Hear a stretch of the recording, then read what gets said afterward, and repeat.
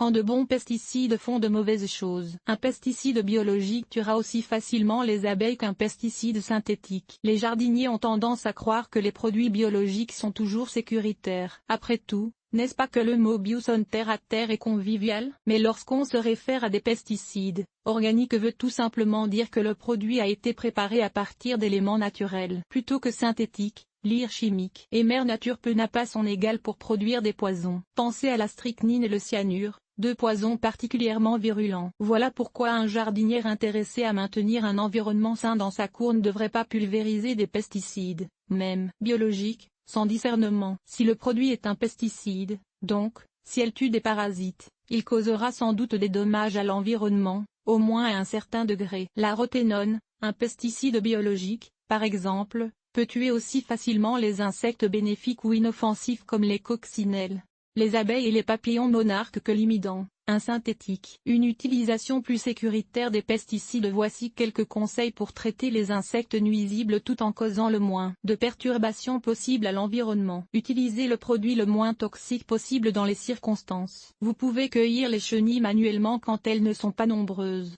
Et vous seriez étonné de voir avec quelle facilité une forte pulvérisation à l'eau claire peut chasser certains insectes ravageurs de leur hôte. Les savons insecticides et les huiles horticoles aussi sont des pesticides biologiques relativement anodins. Ils ne sont pas des poisons, mais tuent en inhibant la respiration des insectes. Il suffit de ne pas les pulvériser directement sur les insectes non ciblés. Voilà tout. Une couverture flottante empêche les insectes volants d'atteindre leur hôte. Utilisez des pièges ou des barrières pour empêcher les parasites d'atteindre vos plantes en premier lieu. Une canette enfoncée autour d'un plant peut éloigner les vers gris. Couvrir une culture d'une couverture flottante permettra d'éviter que les ravageurs volants puissent l'atteindre, etc. Lisez l'étiquette chaque fois que vous utilisez un pesticide. Il peut comprendre des précautions spéciales sur son utilisation sécuritaire que vous devriez mettre en application. Traitez seulement la plante qui a le problème, pas toutes les plantes du secteur. Si possible, ne pulvérisez pas des pesticides sur les plantes en fleurs, comme ils vont probablement être visités par des insectes pollinisateurs bénéfiques. Si vous devez absolument traiter une plante en fleurs,